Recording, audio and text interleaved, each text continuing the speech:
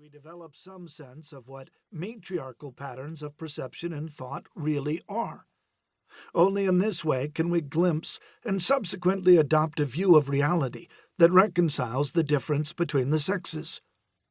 Any meaningful investigation of the problem of the relationship between men and women must begin with the use that has been made of the difference between them since the establishment of the patriarchy.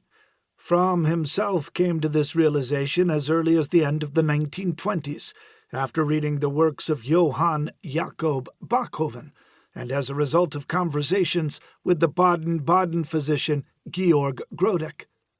It is impossible to overestimate the importance Bachofen's work Mother Right had for the development of Fromm's thought. A first testament to Bachofen's influence is found in Fromm's writings in the early 1930s, and his high regard for Bachofen can be traced throughout his entire work. In his old age, Fromm still counted Bachofen among the most important sources of his thought, and he never tired of recommending Mother Right to others. The essays in the first part of this collection bear eloquent testimony to Fromm's favorable reaction to Bachofen's ideas concerning matriarchal and patriarchal social structures.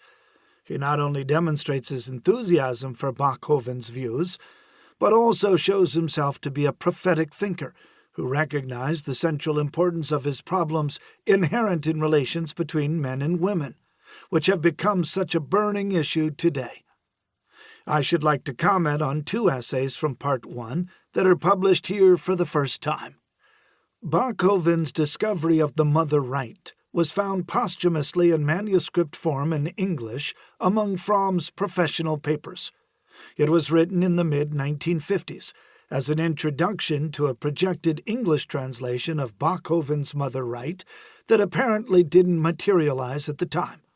It was not until 1967 that the Bollingen Foundation sponsored the translation of Bachofen's main works. Fromm's introduction, originally entitled Bachofen's Significance for Today, was subsequently forgotten and never published by its author. It was only recently that I discovered the essay The Male Creation in the portion of Fromm's papers to be found in the New York Public Library. It was handwritten in German. The date of 1933 assigned to it is not certain.